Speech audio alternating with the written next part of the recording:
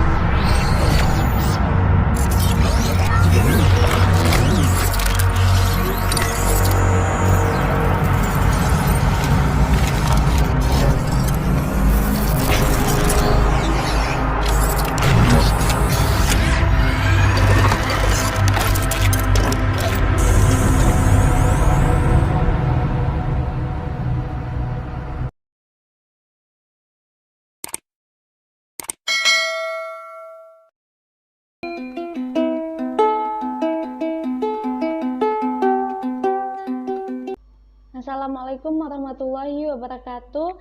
Perkenalkan, saya Ayu Isma Azizah Kurinci dari kelas Perbankan Syariah 5C, Fakultas Ekonomi dan Bisnis Islam, Universitas Islam Negeri Sumatera Utara.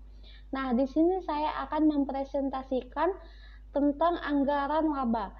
Jadi, anggaran laba adalah jumlah laba yang ingin diperoleh perusahaan melalui berbagai kegiatan aktivitas operasional yang mencakup kegiatan produksi dan penjualan di dalam periode tertentu. Dan selanjutnya ada tentang anggaran laba dan peran pentingnya.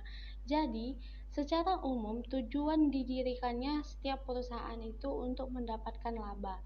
Dan untuk dapat menghasilkan usaha, perusahaan harus memiliki suatu produk yang akan dijualkan kepada masyarakat. Selanjutnya yaitu ada 3 metode anggaran laba.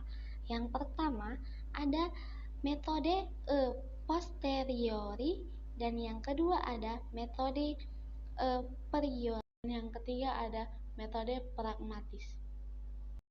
Dan yang pertama ada metode a posteriori, adalah metode penyusunan anggaran laba yang dimana jumlah laba ditetapkan setelah proses penetapan rencana atau planning keseluruhan, termasuk penyusunan anggaran operasional.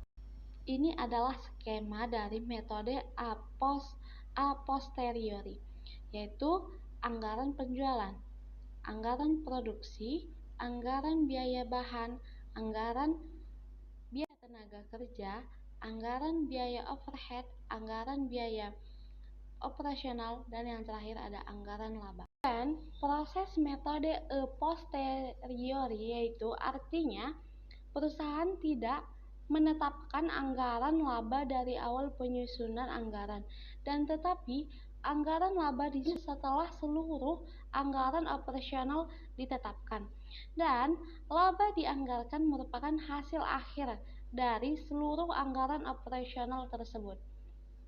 Selanjutnya metode a priori, yaitu jumlah laba ditentukan terlebih dulu pada awal proses perencanaan atau planning secara keseluruhan.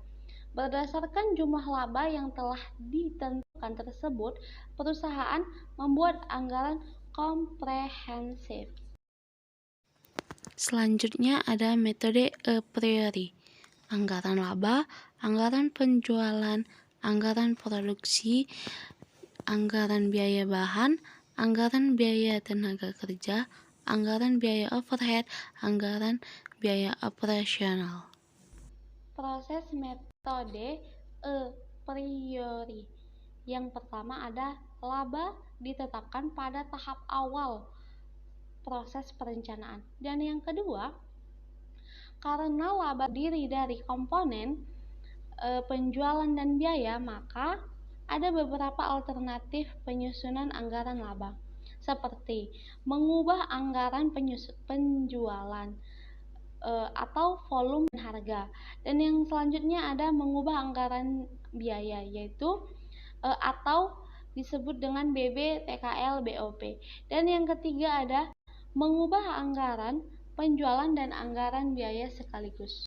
Dan ada juga alternatif lain dari proses metode priori, yaitu laba ditetapkan pada tahap awal proses perencanaan. Dan yang kedua ada membuat proyeksi biaya tetap, total, dan biaya variabel per unit produk.